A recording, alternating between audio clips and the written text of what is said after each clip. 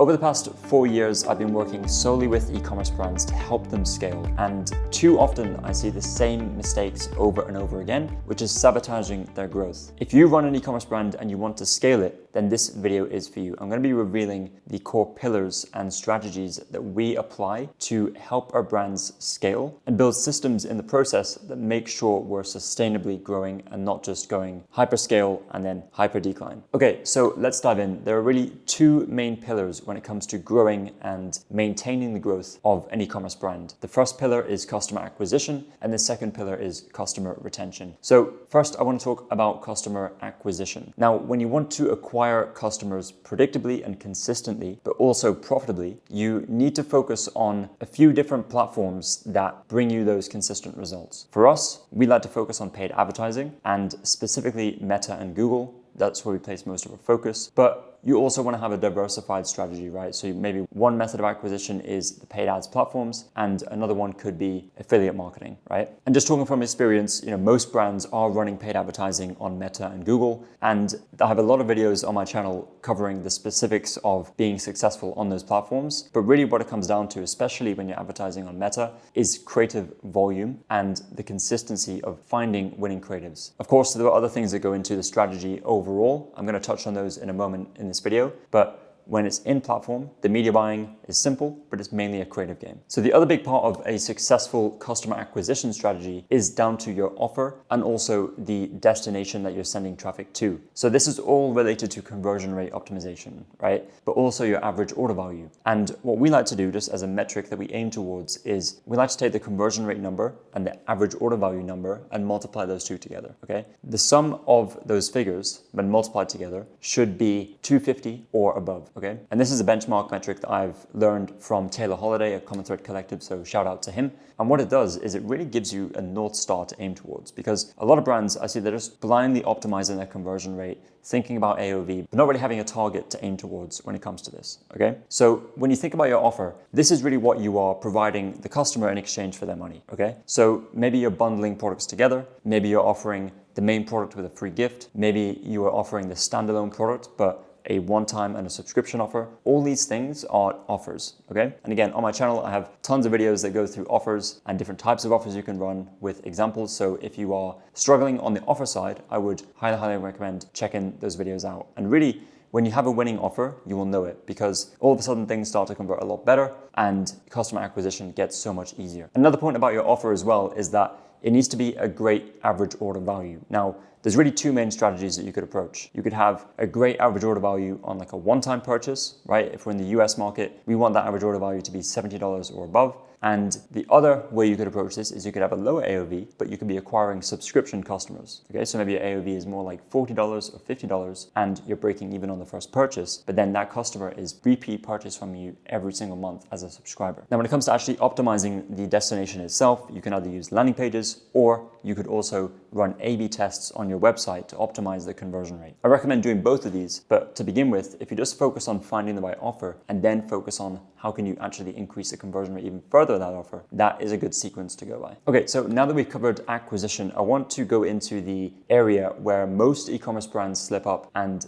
don't focus enough of their attention on, and that is customer retention. And when I think about customer retention, I think that it really breaks down into two subcategories, right? You have the customer experience, which is really once they purchase your product and once they receive the product quality, the unboxing, does the product actually work for them? Does it meet their expectations? Does it exceed their expectations? And also your customer service, okay? If a customer has a question, what is the response time? Does the issue actually get solved? And what is the experience like when dealing with customer service? So really, as soon as you acquire that customer, the retention process has already started, right? Because maybe they've already interacted with your customer service, they've already read some reviews online, they've already got an expectation in their mind of how the product is going to come and how it's going to look and how it's going to change their life. And with an e-commerce business, retention is just as important as your customer acquisition, because as you know, as a brand owner, or if you're operating an e-commerce brand, then you know that retention is hard, right? Most people are going to buy and not purchase from you again. So really taking the time to improve that customer experience, that process, is going to do a lot for you in terms of your customer retention, your customer LTV, and build more value as a business just in general. The second pillar of customer retention I want to talk about is email and SMS, okay? So of course, email and SMS is important. Most brands are already doing this. It's likely they're already doing this as well. But whenever we audit a customer's Klaviyo account or whatever email platform they're using, we always find issues with the post-purchase journey. And the post-purchase journey can break out into multiple different like flows or automations for your customers. But there's multiple things you can do here to increase your customer retention, but also increase LTV products, especially if you have multiple SKUs on your store. If you're only selling one SKU, then this probably isn't going to apply to you. But take the opportunity to upsell customers into different products that you have available under your brand. The reason why you want to separate this out is really just for organization and making sure, especially if you have multiple SKUs, you want to have different segmentation and different filters that you apply depending on the first product the customer purchased. And what I recommend before you actually build out these flows is open up a Miro board or a whimsical board, just something where you can visualize all these flows and start building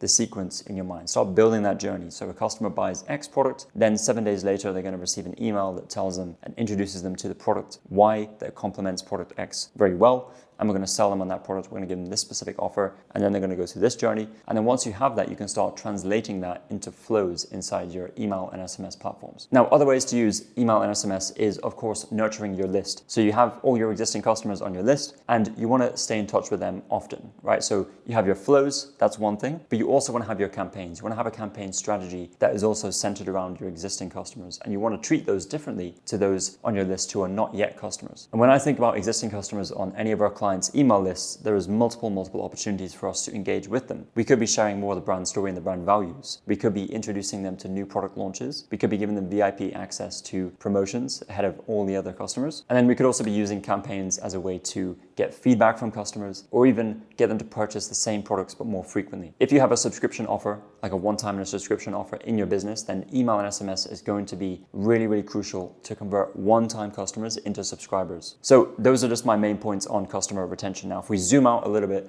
and focus again on acquisition and retention as the two main pillars, the reason why this is so important is because if you were only to focus on one, or let's just say your retention was outpacing your acquisition, then you may find that your revenue over time is going to start to plateau or even decline because the number of new customers that you're acquiring is declining in comparison to your returning customer rate. And the reason why this is an issue is because your existing customers that are going to return and repeat purchase from you, eventually their LTV is going to plateau and going to come to a standstill, right? And if you don't have the new customers coming in to offset that, then that is when you're going to start to see your overall revenue plateau. Now, in other videos, I've spoken about the importance for new customer acquisition and separating out your acquisition targets, whether it's your ROAS, whether it's your CAC, whether it's your blended MER, but separating those out for new customers specifically. And the reason why is because I've seen time and time again, e-commerce brands reacquiring their existing customers through ads. And this makes no sense. You have an own channel in email and SMS where you can reacquire those existing customers. For us, paid acquisition should really only be for new customers. And that is why we have specific targets for new customer ROAS, new customer acquisition cost, or even a new customer MER,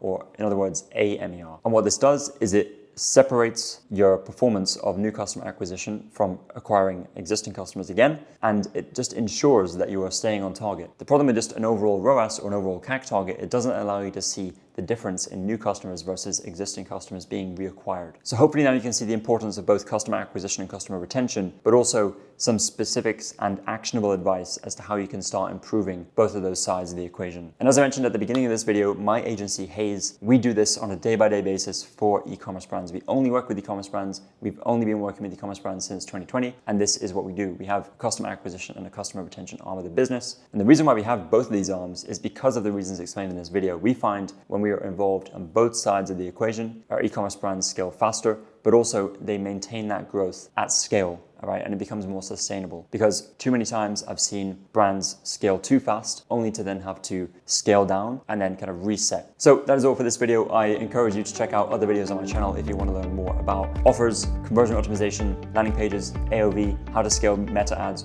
all that stuff. And I will see you in the next one.